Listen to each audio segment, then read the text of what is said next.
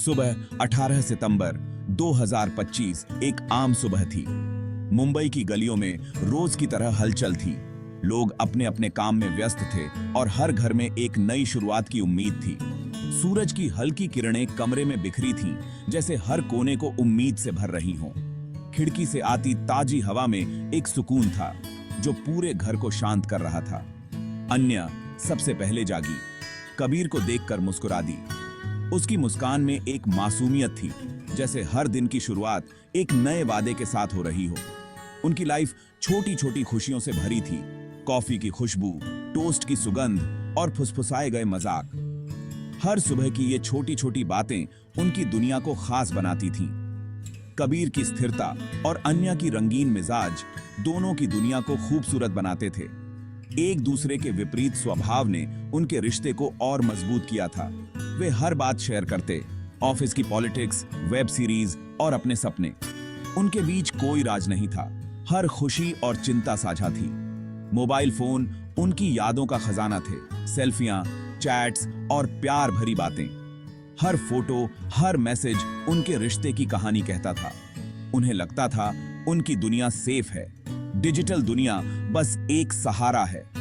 वे भरोसा करते थे कि टेक्नोलॉजी उनके लिए सिर्फ एक सुविधा है, कोई खतरा नहीं। जैसे ही कबीर जागा, अन्या ने हंसते हुए कहा, गुड मॉर्निंग स्लीपी हेड। उनकी सुबहें हमेशा इसी प्यार भरे अंदाज में शुरू होती थीं। कबीर ने मुस्कुराकर उसे गले लगा लिया। उस एक पल में उन्हें लगा जैसे पूरी दुनिया थम गई हो। दिन की शुरुआत नॉर्मल थी। जल्दी तैयार होना, ऑफिस की भागदौड़ और शाम को साथ डिनर का प्लान। रोजमर्रा की ये रूटीन उन्हें एक दूसरे के और करीब लाती थी। उनकी दुनिया छोटी थी, लेकिन अपनी थी। उस छोटे से घर में उनके सपनों की कोई सीमा नहीं थी। उन्हें क्या पता था, वही टेक्नोलॉजी जो उन्हें जोड़ती थी, अब उनके खिलाफ होने वाली थी। एक अदृश्य खतरा धीरे धीरे उनकी ओर बढ़ रहा था। उनके डिजिटल निशान अब किसी शिकारी को सीधा उनके दरवाजे तक ले आने वाले थे। हर क्लिक, हर मैसेज अब उनकी सुरक्षा के लिए खतरा बन सकता था। लेकिन उस सुबह वे बेफिक्र थे। बस दो लोग, प्यार में, कॉफी के साथ। उन्हें नहीं पता था कि उनकी शांति कितनी नाजुक थी। असली तूफान चुपचाप पास आ रहा था। एक ऐसा तूफान जो उनकी पूरी दुनिया बदलने वाला था। मेट्रो की भीड़ में रोज की तरह अन्या ने कबीर को मिस यू ऑलरेडी का मैसेज भेजा। शोरगुल और धक्का मुक्की के बीच उसका फोन ही उसकी दुनिया था। एक छोटी सी राहत। तभी अचानक एक अनजान नंबर से नोटिफिकेशन आया, I know what you did last summer. ये शब्द जैसे उसके दिल की धड़कन रोक गए। स्क्रीन पर ये वर्ड्स देखकर अन्या सिहर उठी। उसकी उंगलियां कांपने लगीं और सांसें तेज हो गईं। उसने इधर उधर देखा, क्या कोई उसे देख रहा है? हर चेहरा अचानक अजनबी और संदिग्ध लगने लगा। उसने खुद को समझाया कि यह बस स्पैम है, शायद किसी की शरारत। लेकिन डर मन में बैठ गया। दिल की धड़कनें अब भी तेज थीं। वह पिछली गर्मियों की पहाड़ी यात्रा याद करने लगी। क्या कोई जानता है? उस ट्रिप की यादें अब बोझ जैसी लगने लगीं। उसने नंबर ब्लॉक किया, ध्यान हटाने की कोशिश की, लेकिन मैसेज दिमाग से नहीं गया। हर बार फोन उठाते ही वही डर लौट आता। उसने तय किया, कबीर को नहीं बताएगी। बेवजह परेशान क्यों करना? शायद ये सब खुद ही ठीक हो जाएगा।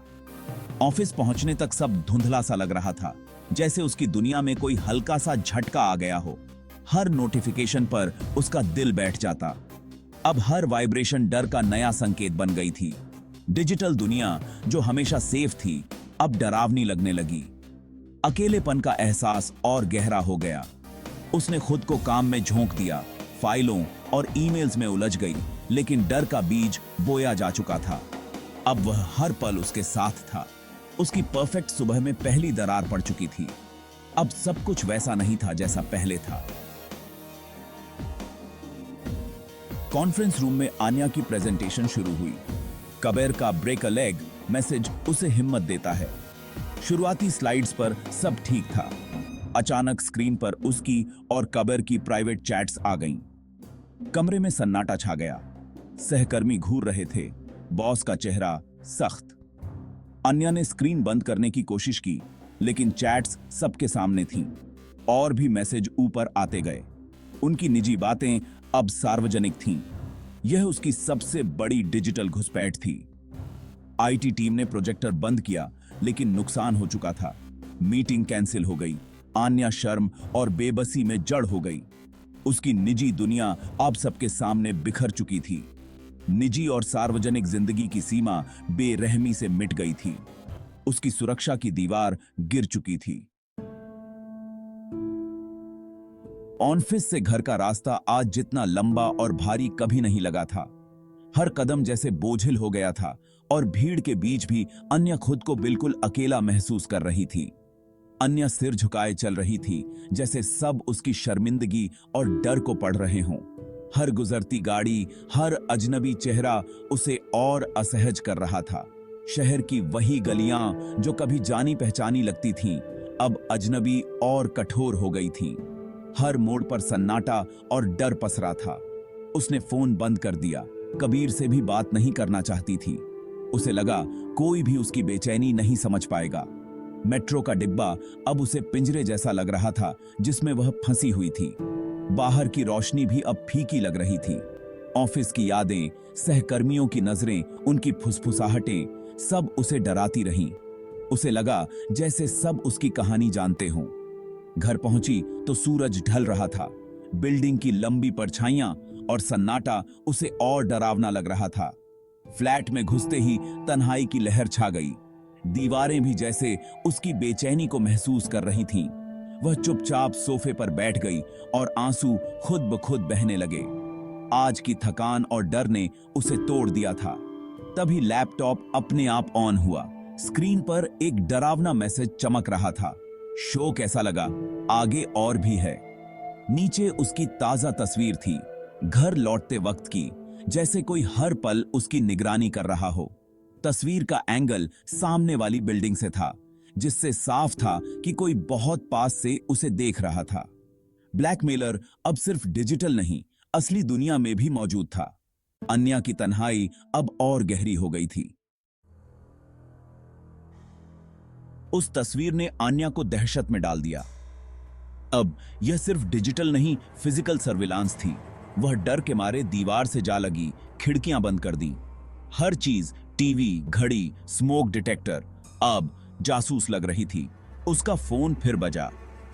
पर्दे बंद करने से कुछ नहीं होगा, मैं देख सकता हूं। डर अब हकीकत बन चुका था। उसने तुरंत कबीर को कॉल किया। कबीर, घर आओ, कोई मुझे देख रहा है। कबीर ने कहा, मैं आ रहा हूं, दरवाजा बंद कर लो। उसकी आवाज से थोड़ी राहत मिली, लेकिन डर बना रहा। अब उसका घर भी जेल जैसा लग रहा था। ब्लैकमेलर ने उसकी सुरक्षा और आजादी छीन ली थी। वह अब खुद की जिंदगी में कैद थी। डर की छाया हर जगह थी। कबीर ने अन्या की आवाज में डर सुना तो सब छोड़कर भागा। घर पहुंचकर उसने अन्या को गले लगाया, उसे संभाला। अन्या ने सब बताया, सुबह का मैसेज, ऑफिस की घटना, फोटो, धमकी। कबीर का गुस्सा अब ठान में बदल गया। उसने लैपटॉप से मैसेज की जांच शुरू की। आईपी ट्रेसिंग, नेटवर्क लॉग्स सब खंगाल डाले। ब्लैकमेलर ने आपने निशान छुपा रखे थे, लेकिन कबीर ने हार नहीं मानी। आखिर एक छोटी सी गलती मिली, एक अनमास्क्ड डेटा पैकेट। इससे उसे शहर के एक पुराने इलाके का पता चला। वहीं से आखिरी मैसेज भेजा गया था, पब्लिक वाईफाई से। अब उनके पास एक सुराग था। भूत का शिकार शुरू हो चुका था। कबीर अब रुकने वाला नहीं था। सुराग उन्हें एक संकरी गली के कैफे तक ले गया। कैफे में अजीब सा माहौल था। छुपे हुए लोग, पुरानी मशीनें और रहस्यमयी सन्नाटा। कबीर ने आन्या से पूछा, तैयार हो? आन्या ने सिर हिलाया। वे अंदर गए। सबसे छुपकर एक कोना पकड़ा। हर कोई संदिग्ध लग रहा था, लड़की, आदमी, सब। कबीर ने कैफे के वाईफाई से नेटवर्क स्निफर चलाया। आन्या ने कमरे पर नजर रखी। अचानक कैफे की बड़ी स्क्रीन पर मैसेज आया, welcome Kabir and Aanya, I have been expecting you. Blackmailer ने खेल का नया लेवल शुरू कर दिया था। अब वे उसके जाल में थे। हर छाया में खतरा था। डर और सच्चाई के बीच की दीवार गिर चुकी थी। खेल अब खुलकर सामने था। स्क्रीन पर मैसेज से कैफे में सनसनी फैल गई। फिर तस्वीरें आईं, अन्या की, कबीर की, उनकी सबसे निजी यादें।